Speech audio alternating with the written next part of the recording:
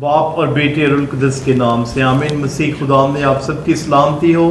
नाज़रीन, एक दफ़ा फिर मैं आवे मारिया कैथलिक टीवी के प्रोग्राम हमारा फ़ख्र में आप सबको खुशामदीद कहता हूँ। और आज मैं शाहीनों के शहर सरगोदा में सेंट फ्रांसिस एक्जेवियर चर्च में मौजूद हूँ और मैं आज आवे मारिया कैथलिक टीवी के इस प्लेटफॉर्म से आप सबको खुशामदीद कहता हूँ। और सबसे पहले मैं आप सबको बताना चाहता हूँ कि आज हम रेवरेंड फादर डेविड जॉन की दावत पर उनके पैरिश में आए हैं और फजीलत बाप arch bishop doctor Joseph Arshad, जिनका ये ख्वाब है, जिनका ये विजन है कि वो अपनी कौम के नौजवानों को तरक्की और खुशहाली की राहों पर गामजन कर सकें। और ये एक ऐसा प्रोग्राम है हमारा फ़ख्र, जिसमें हम उन नौजवानों से आपकी मुलाकात करवाते हैं, उन लोगों से आपकी मुलाकात करवाते हैं जिन्होंने पाकिस्तान में अपने टैलेंट के ज़रिया से, अपनी मेहनत और मशक्क़त के ज़रिया से अपना एक नाम बनाया है, अपना एक मकाम बनाया है और वो हमारी मसीही कौम के लिए बल्कि मुल्क पाकिस्तान के लिए और हमारे नौजवानों के लिए फ़ख्र का बाइस हैं। तो हम आज की इस गुफ्तगू का आगाज़ करने से पहले मैं आज की जो हमारी मेहमान है डॉक्टर सहर सबा सैमुअल, उनका तल्लुक़ सरगोदा से है, तो हमने उनकी ज़िंदगी पर एक खूबसूरत रिपोर्ट तैयार की है। तो आए पहले वो रिपोर्ट देखते हैं।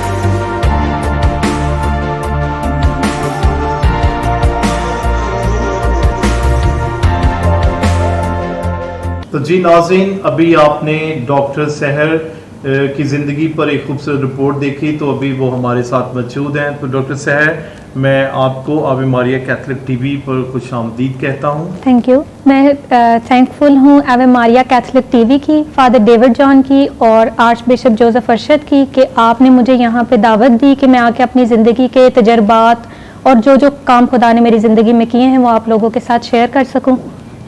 Thank you very much. आपकी प्रेजेंस के लिए हम आपका शुक्रिया अदा करते हैं।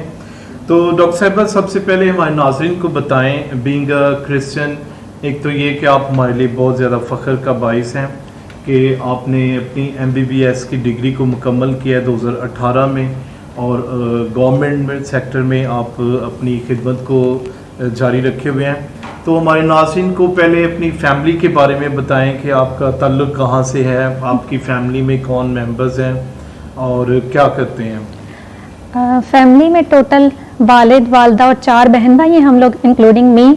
वालिद साहब मेरे इसी प्रोफेशन से बिलोंग करते थे और मेडिकल प्रोफेशन मैंने परस्यू भी उन्हीं की वजह से किया है। वो एक RHC में बतौर इंचार्ज काम करते थे। वालदा मेरी हेड टीचर थी एक गवर्नमेंट स्कूल की। और बाकी जो बहन भाई हैं उनमें सबसे बड़े भाई नबील सैमुअल, वो FC में अभी एज मैनेजर काम कर रहे हैं। सेकंड भाई मेरे स्पेशल हैं।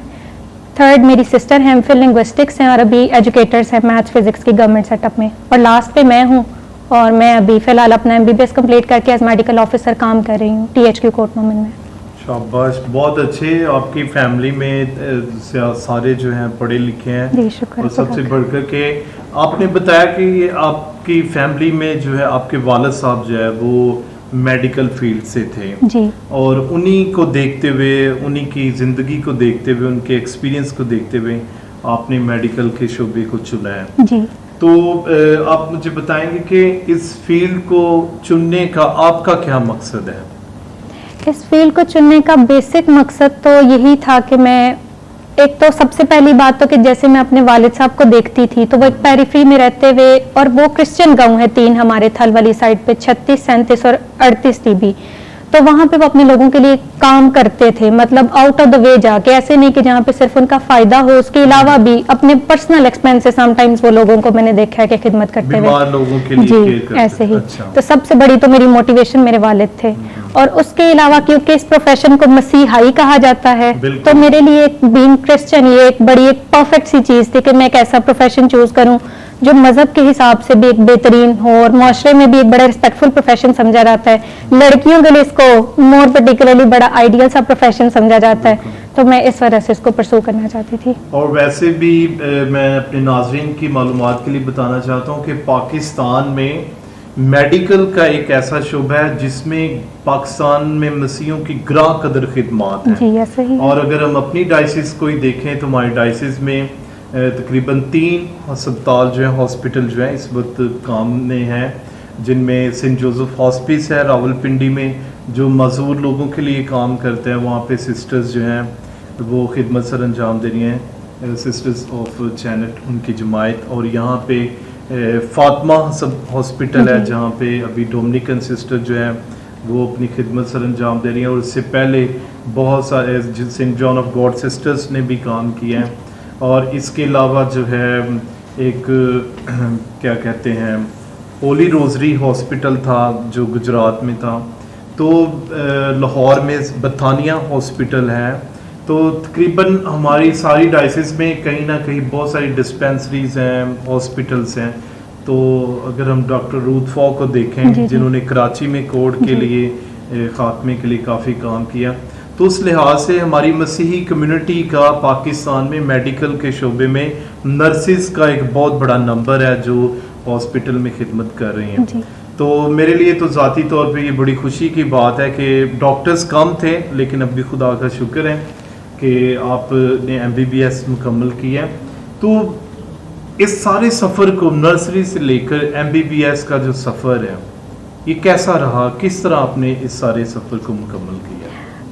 शुक्र है खुदा का, मेरे लिए वैसे ये सफ़र अच्छा था, मतलब मुझे कोई ऐसी हर्डल नहीं आई, मैंने एक रवानी के साथ इसको किया है, खुदा की तरफ से है। स्कूलिंग मेरी प्रेजेंटेशन कॉन्वेंट की थी, फिर कॉलेज मैंने यहीं सरगोदा में पंजाब कॉलेज से अपनी एजुकेशन की है। उसके बाद 13 से 18 बैच जो मेरा था वो शेख ज़ैद रहीम यार खान में मैंने एज मेडिकल स्टूडेंट जी उसको पूरा किया मैंने।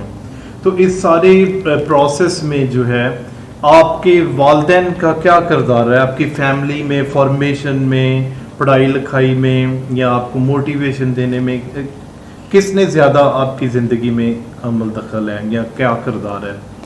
मुझे लगता है कि अगर आप कुछ बनते हो तो उसके पीछे आपके पेरेंट्स की अभी से नहीं, शायद जब से आप पैदा होते हो उससे भी पहले से एक बड़ी बुनियादी काविश होती है। वो पहले सोचते हैं कि बड़े होने तक हमने परवरिश कैसे करनी है। पेरेंटिंग के एज मेडिकल प्रोफेशनल मैं बता रही हूँ कि पेरेंटिंग के पहले 7 साल वैसे कहा जाता है कि बच्चे के लिए बड़े बुनियादी और ज़रूरी होते हैं। बड़े होके वो सारी चीज़ें जो वो करता है अपनी ज़िंदगी में वो सारी वहीं से वो एक्वायर करता है। मेरे लिए तो मेरे फादर मदर दोनों बड़े एक रोल मॉडल के तौर पे रहे हैं।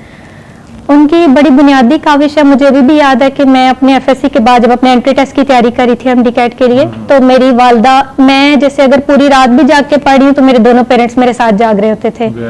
मेरी वालदा पूरा वो तब तक जाग रही होती थी कि जब तक मैंने उसको खत्म करके नहीं, और उसके बाद शायद मैं सो जाती होंगी लेकिन वो फिर वो रूटीन के कामों में बिजी हो जाती थी। मेरी शुरू की तालीम भी मैंने अपनी वालदा से हासिल की है। पहले 2 साल तक मेरी अम्मी मेरी टीचर रही हैं। वो टीचर थी और वो आपको साथ साथ गाइड करते रहे, पढ़ाते रहे। तो यहाँ पर उनके लिए मैं आपके पेरेंट्स के लिए एक बात कहना चाहता हूँ। ये एक बहुत बड़े मुफक्कर हुए हैं, शायद आप जान, नेपोलियन मेरा ख्याल, अगर मैं गलत नहीं तो उन्होंने कॉल उनका है कि मुझे पढ़ी लिखी माँ दो तो मैं तुम्हें पढ़ी लिखी कौम दूंगा।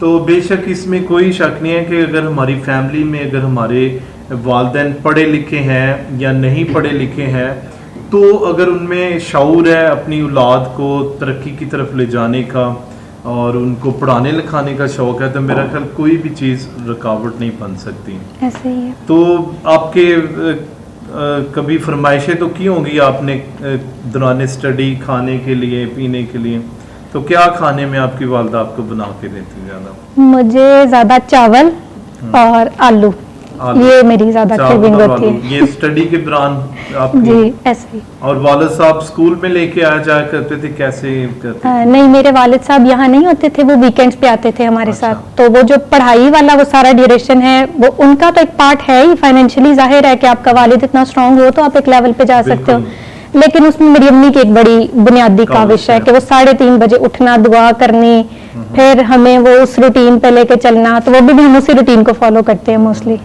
और ये जब तक वालिदैन आपके साथ खड़े नहीं होते, जैसे माँ को खानदान में पहली दरसगाह कहा गया है, तो माँ ही वो हस्ती है या वालिदैन, माँ और बाप वो हस्तियाँ हैं जो आपकी ज़िंदगी को बनाते हैं, संवारते हैं और आपको एक शेप देते हैं। अभी बड़ी खूबसूरत आपने बात की कि वालिदैन आपके पैदा होने से पहले ही वो सोचना शुरू कर देते हैं कि ये बेटा या बेटी जो भी आएगा मैं उसको ये बनाऊंगा या बनाऊंगी। तो ये वाकई हकीकत है, वालिदैन के बड़े सपने होते हैं, बड़े ख्वाब होते हैं, और अगर वो उनको पूरा करने में लग जाएं तो दुनिया की कोई भी ताकत जो है वो उस ख्वाब को पूरा करने से नहीं रोक सकती। अच्छा, तो डॉक्टर साहब, बीइंग अ डॉक्टर, हमारे पाकिस्तान में ये बहुत ज़्यादा इस चीज़ को, बल्कि पूरी दुनिया में मेडिकल का शोबा एक ऐसा शोबा है जो बहुत ज़्यादा महंगा समझा जाता है। यानी अगर एक गरीब आदमी है, अगर वो बीमार हो जाता है, कोई बीमारी लाक हो जाती है या कोई एक्सीडेंट हो जाता है, तो हमारे लोगों के पास इतने वसाइल नहीं हैं कि वो उसके एक्सपेंस को पूरा कर सकें। तो बीइंग अ डॉक्टर आप इस चीज़ को क्या देखती हैं? मैं समझता हूँ कुछ लोगों ने इसको कारोबार समझा हुआ है कि वो इस प्रोफेशन में आते इसलिए हैं ताकि वो इसको एज अ बिजनेस जो है वो ज्वाइन करें और ज़्यादा से ज़्यादा पैसा कमा सकें। तो आप क्या समझते हैं, ये कारोबार है या ये इंसानियत की खिदमत है? आपके ख्याल में क्या है? मेरे ख्याल में ये इंसानियत की खिदमत ही है। अच्छे बुरे लोग हर प्रोफेशन में होते हैं और उसको अच्छा बनाने वाले या बुरा करने वाले लोग भी होते हैं। जैसे अभी आपने थोड़ी देर पहले एग्जांपल दी थी डॉक्टर रूथ फॉ की, तो वो बड़ी एक जिंदा मिसाल है हमारे लिए। पाकिस्तानी होते हुए डॉक्टर अदीब रिजवी का नाम शायद आपने सुना होगा, Sindh institution of urology and transplantation के हेड हैं वो। और वो एक ऐसा इदारा है जहाँ एक पीजीआर ट्रेनी भी सुबह 8 से रात 8 बजे तक ओटी की सर्विसेज भी दे रहा होता है। मतलब वो उनका ये कॉल था कि हम किसी को इसलिए मरने नहीं दे सकते क्योंकि वो बंदा जिंदा रहना अफोर्ड नहीं कर सकता। तो मेरे मुताबिक तो ये लोग एक रोल मॉडल हैं। ये ऐसे लोग हैं जिन्होंने शुरू किया है कि मेडिकल प्रोफेशन को इस तरह से और इस तौर से हमें लेके चलना चाहिए। बाकी जहां तक बिजनेस की बात है, तो जहां आप ईमानदारी से काम करते हो तो वहां खुदा कभी भी आपको बेरिस्क रहने नहीं देता। चाहे वो रिस्क काफी फॉर्म में है, वो रोटी की फॉर्म में भी है, वो इज्जत की फॉर्म में भी है, वो दौलत, पैसा और शोहरत की फॉर्म में भी है। तो वो जब आप सही तरह चल रहे हो खुदा के साथ, तो वो आपको जिंदगी में कभी इतनी छोटी चीजों में गिरने नहीं देता। बिल्कुल। और जैसे खुदा उनका कॉल भी है कि खुदा यसुमसी ने फरमाया कि तुम पहले खुदा की बादशाही को ढूंढो तो ये सारी चीजें तुम्हें इनाम में दी जाएंगी। तो अगर हमारी जिंदगी में खुदा यसुमसी हमारा मरकज है, महवर है, और अगर हम अपने ईमान और अकीदे के मुताबिक इस प्रोफेशन को एज अ खिदमत करते हैं, तो मेरा ख्याल कभी भी आपको किसी चीज़ की कमी नहीं होगी। और अभी थोड़ी देर पहले आपने बताया भी कि आपके वालिद साहब इस फील्ड में रहते हुए वो लोगों की खिदमत करते थे, गरीबों की, या और आउट ऑफ द वे जाके वो उनकी मदद करते थे। तो आप उस चीज़ को कैसे लेकर चल रहे हैं अभी अपनी ज़िंदगी में? वैसे तो बाइबल की एक कोट है कि जब तू खैरात करे तो जो तेरा दहना हाथ करता है उससे तेरा बायां हाथ ना जाने। क्योंकि आज हम इसलिए यहाँ पे बैठे हैं कि हम लोगों को अपने एक्सपीरियंस शेयर कर सकें। तो छोटी छोटी चीजें होती हैं जिंदगी में जो कई लोगों के लिए बहुत बड़ा डिफरेंस क्रिएट करती हैं। अगर एक ऐसा पेशेंट है जो शायद 300 की मेडिसिन भी अफोर्ड करना उसके लिए बड़ा मुश्किल है, तो मुझे लगता है कि हम इस पोजीशन में होते हैं कि हम उसको वो 300 की मेडिसिन अरेंज करके दे दें। या फिर ऐसा होता है कि आपके वो जो 8 से 2 बजे तक या जो 24 आवर्स के ड्यूटी आवर्स हैं, कभी कभी वही आप अगर अपनी ईमानदारी से काम कर रहे हो तो वही बेस्ट है जो आप लोगों को दे सकते हो। तो वो किसी भी फॉर्म में आप लोगों को दे सकते हो, पैसे की फॉर्म में, अपने वक्त की फॉर्म में, अपनी ईमानदारी की फॉर्म में। तो मसीही होते हुए तो हमारे लिए चीज और ज्यादा जरूरी हो जाती है कि खुदा के बाद जैसे हम अपने लिए पसंद करते हैं तो वैसे हम दूसरों के लिए पसंद करें। से अपनी तो मैं ये कोशिश करती हूँ, इस मेरे वालिद साहब अब नहीं है, एक्सपायर हो गए थे 2019 में। तो मैं ये कोशिश करती हूँ कि अगर मेरे वालिद या वालदा कभी हॉस्पिटल जाएंगे तो उन्हें कैसा डॉक्टर मिलना चाहिए, फिर मैं कोशिश करती हूँ कि मैं जरा पेशेंट को उस तरह से ट्रीट करूँ। तो यानी आप अपने शोबे में रहकर ही इस चीज को, अपनी ड्यूटी को खिदमत समझ के सरंजाम देते हैं और उससे, और मैं समझता हूँ जब आप ये करते हैं तो मेरा ख्याल आधा मरीज तो वहीं पे ठीक हो जाता है और उसको किसी चीज की जरूरत नहीं रहती। तो ये बहुत अच्छा है। और मैं कभी कभी हम समझते हैं कि बड़े बड़े काम करने से हम खैरात का काम कर सकते हैं या किसी की मदद कर सकते हैं। ये बड़ी अच्छी आपने एग्जांपल दी कि शायद कभी कभी किसी को 100-200 की मेडिसिन ही लेके देना वही उसके लिए तब्दीली का और शफा का बायस बन सकते हैं। तो गुड, बहुत अच्छा है और हमारी दुआ है आप इस चीज़ को जारी रखें। मैं जानना चाहता हूँ हमारे नाज़रीन के लिए और ख़ासतौर पे हमारे उन बेटे और बेटियों के लिए जो अभी इस फील्ड में आना चाहते हैं या सोच रहे हैं या पढ़ रहे हैं या मैट्रिक में हैं, कि आपको इस कॉलेज, स्कूल, यूनिवर्सिटी में या MBBS के दौरान इस सारे टेनोर में आपको कौन सी मुश्किलात को फेस करना पड़ा है या कितना डिफ़िकल्ट है MBBS करना बनिस्बत दूसरे क्या कहते हैं शोबों से? मेरे ख्याल में आप किसी भी प्रोफेशन में जाओ तो मुश्किलात आपको फेस करनी पड़ती हैं, क्योंकि कोई भी इंसान है अगर वो इवन कुछ नहीं भी कर रहा तो जिंदगी में उसने एक्सपीरियंस गेन करना है और एक्सपीरियंस के लिए उसको कंफर्ट जोन से निकलना पड़ता है। कंफर्ट जोन से निकलेगा तो मुश्किलात आएंगी। मेरे लिए बाकी टाइम इतना मुश्किल नहीं था क्योंकि मुझे बुक्स से लगाव था शुरू से, मतलब मेरा मैक्सिमम टाइम मैं अपना बुक्स को देती थी और अभी तक मैं ऐसे करती हूँ। अगर मैं मेडिकल की बुक्स नहीं भी पढ़ रही तो मैं कोशिश करती हूँ कि मैं अपनी रिलीजियस बुक्स को जरा टाइम दूं। मेरे लिए मुश्किल टाइम वो था जब मैं घर से पहली दफा हॉस्टल गई थी मेडिकल कॉलेज में। अच्छा, वालिदैन से दूर। जी, लेकिन वो कहते हैं ना कि मैं तुम्हें यतीम ना छोड़ूंगा, बाइबल की आयत है। तो मेरे लिए मेरे वालिद की डेथ के बाद भी और उस 5 साल के पीरियड में भी ऐसे है कि मुझे जहाँ कहीं जरूरत पड़ी है खुदा ने मेरे सोचने से भी पहले शायद मेरे लिए वो रास्ता आसान किया है। मददगार मैया। जी, ऐसा ही। बहुत अच्छी। तो इसके अलावा कोई और बीइंग अ मिनॉरिटी या किसी कभी आपको किसी डिस्क्रिमिनेशन का सामना करना पड़ा है या कभी कुछ ऐसा हुआ आपके साथ? देखिए, मेजोरिटी में रहते हुए माइनॉरिटी के अपने इश्यूज होते हैं। इसमें तो कोई आप उसको डिनाई नहीं कर सकते इस चीज को। लेकिन फिर यही है कि जब हमारे पास एक बेहतरीन मददगार मौजूद है तो मेरे ख्याल में इससे बड़ी ढाल हमारे साथ हो कोई नहीं सकती। तो इतनी इनकरेज कहाँ से आपने हासिल की है? ये ज्यादा तो मेरे पेरेंट्स का इसमें रोल है। मतलब अगर मैं कभी बहुत हिम्मत हार भी जाती थी तो मेरे वालिद साहब मुझे बड़ा मोटिवेट करते थे। मैं अभी भी जरा फेमस हूँ अपने जिस जगह पे मैं जॉब कर रही हूँ, इवन हाउस जॉब में, तो मैं जरा अपनी पंक्चुअलिटी के लिए, अपने काम के लिए मैंने ये चीजें ज्यादा अपने वालिद साहब से सीखी हैं। मतलब अगर किसी वार्ड में काम नहीं भी है तो वो मुझे कहते थे कि नहीं, जितना टाइम तुम्हें घर से वहां पहुंचने में लगेगा उतनी देर में अगर पेशेंट को कुछ हो जाएगा तो उसको हम क्या करेंगे।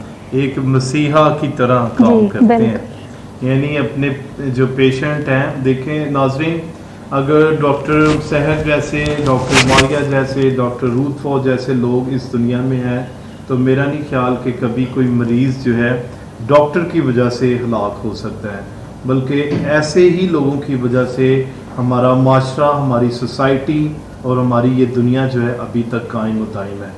तो ये बहुत अच्छी उन्होंने गवाही दी है कि वो अपने प्रोफेशन को, अपने काम को जो है एक खिदमत समझ के और एक मसीहाई जिम्मेदारी समझकर जो है वो इसको पूरा करती हैं। और बिल्कुल डॉक्टर, लोगों के लिए डॉक्टर जो है एक मसीहा होता है। जब वो डॉक्टर के पास आते हैं तो इस सोच के साथ जाते हैं कि अगर मैं वक्त पर डॉक्टर के पास पहुंच गया तो मैं बच जाऊंगा। तो ये बहुत अच्छी बात है। आप डॉक्टर साहब हमारे उन बच्चों के लिए, बेटे और बेटियों के लिए क्या मैसेज देना चाहते हैं जो ताकि वो ज़िंदगी में कामयाब हो सकें? मुझे लगता है कि सबसे पहले तो बच्चों के अपने अंदर एक करेज होनी चाहिए कि उन्होंने जब जिंदगी में बाहर निकलना है तो उनको मुश्किलात आनी है। अब इसमें 2 चीज़ें हैं कि या तो आप उस मुश्किल को फेस करो, उससे आगे निकल जाओ तो वहाँ पे सक्सेस है। अगर आप उस मुश्किल से डर के घर में बैठ जाओगे तो फिर सक्सेस नहीं है, उसके लिए आपको अपने कंफर्ट जोन से निकलना पड़ता है। दूसरी इंपॉर्टेंट चीज मुझे लगता है कि जिंदगी में डिसिप्लिन होना चाहिए। अगर आप एक चीज शुरू करते हो शुरू में तो आप उसको बड़ी इंकरेजमेंट के साथ चलते हो, लेकिन एक टाइम आता है जब आप जाहिर है कि आपको लगता है कि मैं इसको नहीं कंटिन्यू कर पाऊंगा, फिर उस टाइम वो सेल्फ डिसिप्लिन कहते हैं इसको, कि आप उसको खुद को आपने एक जो मेंटेनेंस देनी है, एक मोटिवेशन देनी है, वो आप अपनी मोटिवेशन खुद होते हो। जिस टाइम आप गिरते हो तो या तो आपके पास खुदा का कलाम है जहां से आपको मदद मिलती है, या फिर आपकी अपनी मोटिवेशन है। और तीसरी इंपॉर्टेंट चीज ये है करियर काउंसलिंग। मतलब हमारे पेरेंट्स को बाज़ औक़ात ये शौर नहीं होता कि उन्होंने बच्चों को, वो समझते हैं कि जिस जगह पे हमें अगर इतने ही आ गए या जी इससे नीचे हमारे बच्चे आ जाते हैं तो हमारे लिए ही काफ़ी है। जब आप बड़ा सोचोगे नहीं तो आप जिंदगी में बड़ा कर नहीं सकते, उसके लिए पहले आपको प्लान करना पड़ता है, फिर वो चीज अमल में आती है। और जितने बड़े ख्वाब होंगे उतनी बड़ी स्ट्रगल करनी पड़ेगी आपको। और जिंदगी में बिल्कुल नाज़रीन, कोई भी चीज किसी भी मकाम पर पहुंचना आसान नहीं होता।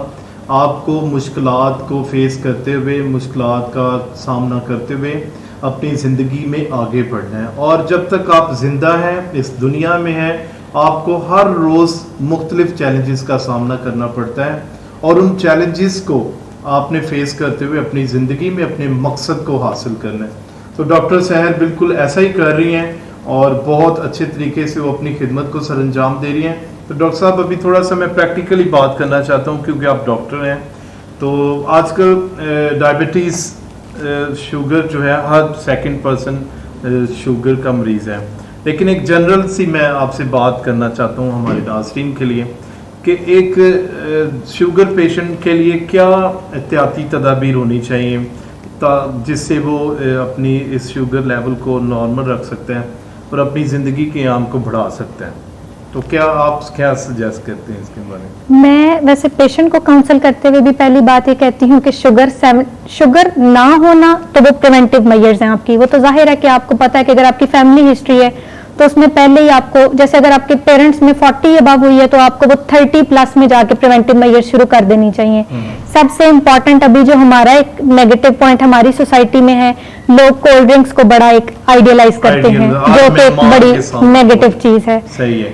तो उसकी बजाय मना नहीं, लेकिन आप उसको लिमिटेड कर दें। हर चीज को जिंदगी में इत्तेदाल के साथ लेके चलें। मतलब उसको लाजमी नहीं कि अगर कोई और शख्स उसको कर रहा है तो आप वो करेंगे ही तो आप उसके बराबर आएंगे। आपने अपने लेवल पे उन चीजों को देखना है। फिर दूसरी इंपॉर्टेंट चीज वेट रिडक्शन है। मतलब वेट बढ़ जाता है तो फिर उसके बाद बीमारियां आनी है। डायबिटीज में इसको कहते हैं डिजीज ऑफ ओबेसिटी, कि मतलब जैसे ही आप गए हो थोड़े से मोटापे की तरफ तो आपको पहले ही उसके लिए प्रिवेंशन थोड़ी सी ले लेनी चाहिए। तो मैं पेशेंट्स को कहती हूँ कि इसमें 2 इंपॉर्टेंट चीजें हैं। एक आपका लाइफस्टाइल मॉडिफिकेशंस जिसमें आपकी एक्सरसाइज है, आपकी डाइट है, ये सारी चीजें आ जाती हैं। जी। और दूसरी इंपॉर्टेंट चीज ये होती है कि 70% आपकी जो डिजीज है वो एक्सरसाइज और लाइफस्टाइल मॉडिफिकेशन से ही कंट्रोल होनी है।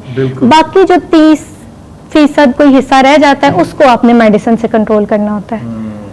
तो ये अगर आसान लफ्जों में मैं समझूं तो ये ऐसे है कि इंसान की अपनी कोताहियां होती हैं जो बाद में उसको डिजीज की तरफ ले जाती हैं, की सूरत में आती हैं।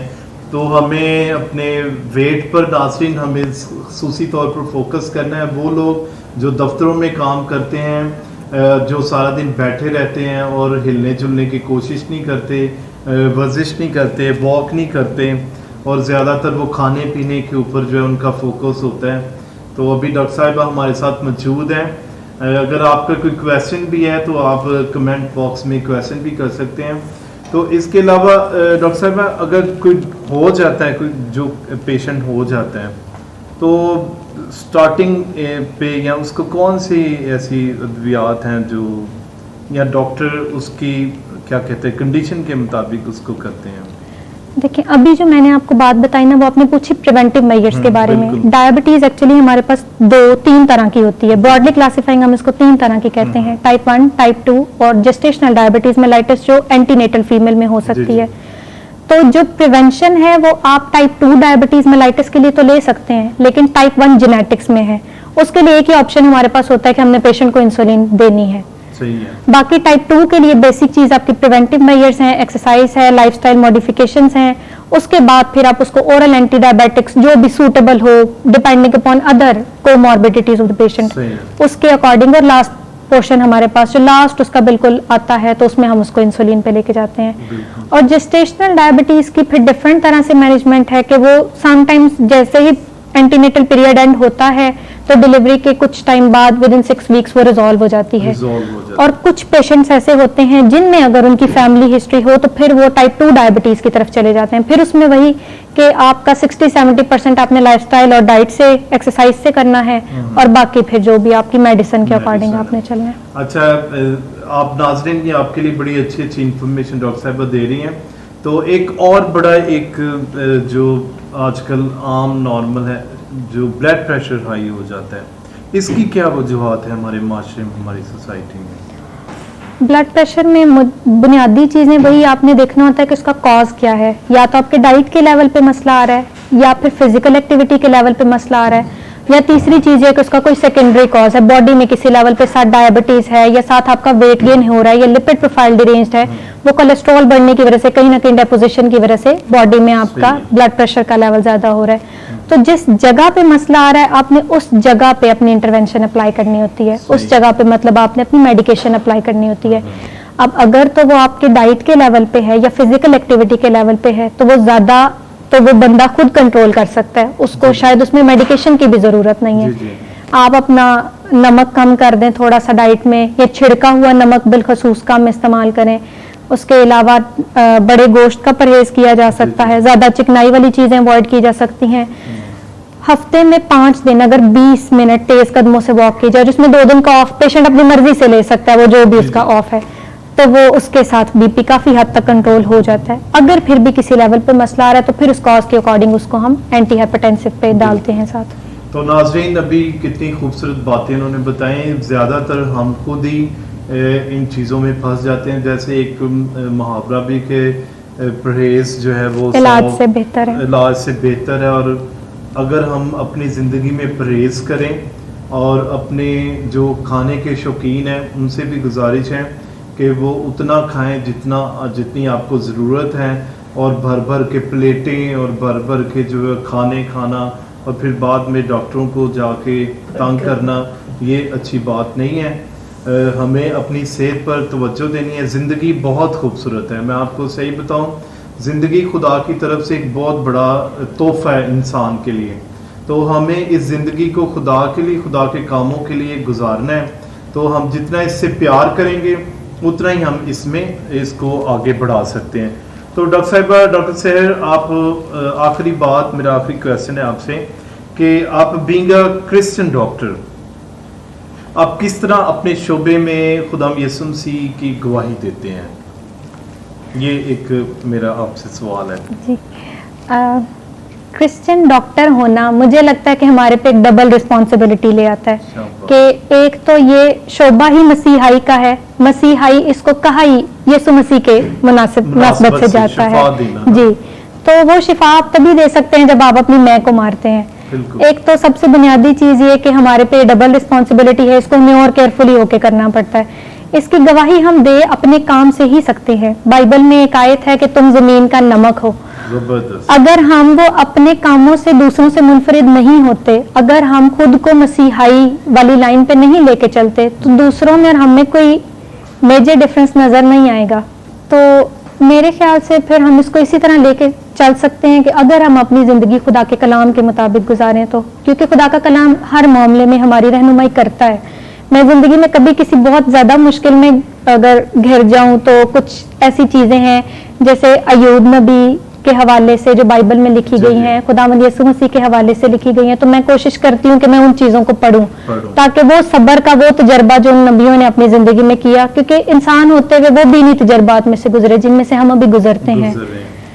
तो अगर हम अपने काम को उस तरह से करें जैसे खुदा का कलाम हमारी रहनुमाई करता है, तो मेरे ख्याल से ये चीज हमें मुनफरिद कर देती है बाकी सबसे। जबरदस्त, बहुत अच्छे। तो डॉक्टर साहबा बहुत बहुत शुक्रिया आपकी आमद के लिए, आपकी तशरीफ आवरी के लिए। आपने अपना कीमती वक्त निकाला है और हमारे नाजरीन को अपने तजर्बे से, अपने एक्सपीरियंस से और अपनी खिदमत के बारे में आपने बताया है। तो नाजरीन, इसके साथ ही मैं आज आपको मुलाकात डॉक्टर सहर की वालदा से भी करवाना चाहता हूं और उनके भी हम कमेंट लेंगे कि वो अपने बच्चों को कामयाबी कि इस मकाम पर देखकर वो क्या फील करते हैं, जो उन्होंने स्ट्रगल आज से 30-35 साल पहले या 20 साल 25 साल पहले उन्होंने एक ख्वाब देखा और उस ख्वाब की उन्होंने तबीर भी देख ली है, उस ख्वाब को पूरा होता भी देख लिया है, तो उनके क्या जज्बात और एहसासात हैं। तो डॉक्टर साहबा थैंक यू वेरी मच। तो आए अभी हम डॉक्टर सहर की वालदा से बात करते हैं। जी नाज़रीन, अभी हमारे साथ डॉक्टर सहर मौजूद थी और अभी उनकी वालदा मिसेस मार्गरेट मौजूद हैं, जो कि बहुत अरसा जो है टीचिंग के शोबे से वाबस्ता रहीं और उन्होंने बहुत से ऐसे बुझते दियों को रोशन किया, तारीकी में तालीम को जो है उन्होंने उजाले में बदला और तालीम के ज़रिया से उन्होंने बहुत से बच्चों को जो है वो रास्ता किया। तो अभी वो हमारे साथ मौजूद हैं, तो हम आपसे जानना चाहते हैं कि आप हमारे नाज़रीन को बताएं कि एक पेरेंट्स होते हुए, वालिदैन होते हुए जी, आपने जो अपने बच्चों के लिए ख्वाब देखा कि आपके बेटी या बच्चे कामयाब हों या डॉक्टर बने, अभी जब डॉक्टर बन गई है तो वो आपके क्या जज्बात हैं, और हमारे नाज़रीन को ये भी बताएं कि हम वालिदैन होते हुए किस तरह अपने बच्चों की तरबियत कर सकते हैं ताकि वो ज़िंदगी में कामयाब हो। जी, जब मैं टीचिंग में आई तो मेरा सबसे पहले जो था वो ना ये था कि मैं ना जो पेशा मुझे सौंपा गया उसके साथ मैं वफादारी करूँ ना। तो मेरे खुदावन ने ये मुझे अंदर मेरे दिल एक ये चीज़ पैदा की कि मैं उसको ईमानदारी से निभाऊंगा। तो मैं जो बच्चे मेरे पास पढ़ने आते थे, मैं कहते थे कि जब मेरे बच्चे होंगे तो अगर मैं इन बच्चों के साथ वफादारी करूंगी तो खुदावंद मेरे बच्चों के साथ भी वफादारी करेगा। सही है। और मैंने 35 साल एजुकेशन के डिपार्टमेंट में रही हूँ और मैंने हर बच्चे के लिए यही कोशिश की है कि वो ज़्यादा मेरे से कुछ सीखे, और जो मेरे बच्चे पढ़े हुए हैं मेरे से, आज वो मेरे काफ़ी बच्चे जो है वो डॉक्टर हैं, बच्चियाँ एजुकेशन में, हाँ जी, वो काफ़ी अच्छी जॉब पे है।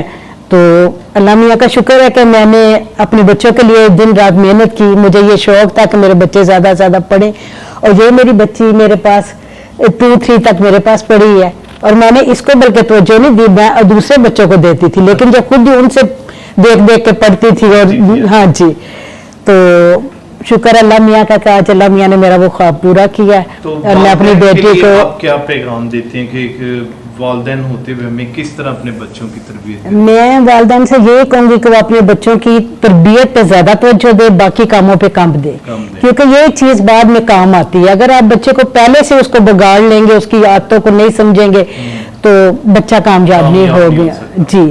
तो बच्चे की भी रजा होनी चाहिए साथ, उसकी भी मर्जी चलनी चाहिए, और साथ माँ बाप की, तो दोनों मिलके ये चलते हैं तो फिर ये काम होता है। हाँ जी।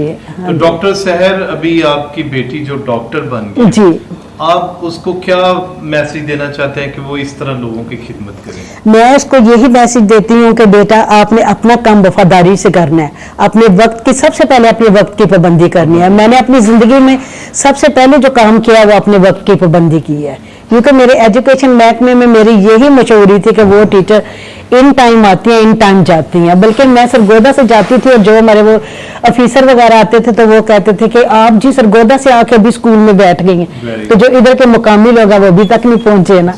तो मेरे दिल में ये था कि जो टाइम मेरा ड्यूटी का वो मैंने ड्यूटी पे सर्व करना है, और बेटी को भी यही तरबियत दी है कि बेटा अपने काम आपने ईमानदारी से करना है, इसी में बरकत है और इसी में हाँ जी सब कुछ है। हाँ जी, थैंक यू वेरी मच, आपके आने का बहुत बहुत शुक्रिया। थैंक यू जी, बहुत शुक्रिया जी।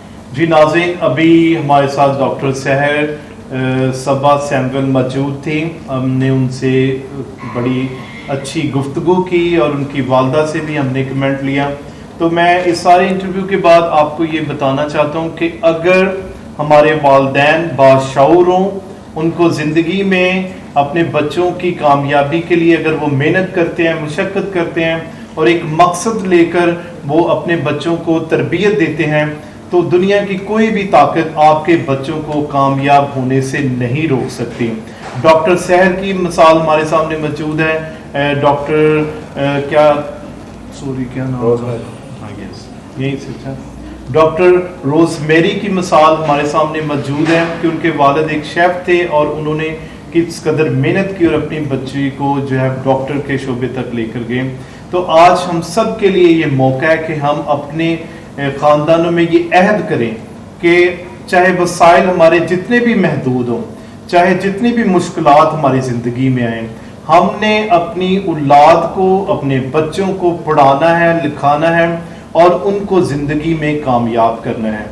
इसी विजन के साथ फजीलत माब arch bishop doctor Joseph Arshad भी डायसिस में अपने नौजवानों से खिताब करते हैं कि हमने मुश्किलात को और परेशानियों को सामने रखकर अपनी तरक्की को जो है उसमें रुकावट का बायस नहीं बनना, बल्कि हमने हिम्मत करनी है, हमने हौसला करना है, मेहनत करनी है और ज़िंदगी में कुछ बनकर हमारे मुल्क पाकिस्तान की, कौम की, कलीसिया की और लोगों की और सबसे बढ़कर इंसानियत की खिदमत करनी है।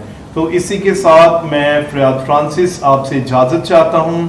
आवे मारिया कैथलिक टीवी हमारा फ़ख्र के इस प्रोग्राम को आप ज़्यादा से ज़्यादा शेयर करें, लाइक करें और ताकि ये पैगाम जो है वो, ये मोटिवेशनल स्टोरी जो है वो दूसरों के लिए तब्दीली का बाइस ठहर सके। बहुत बहुत शुक्रिया। God bless you.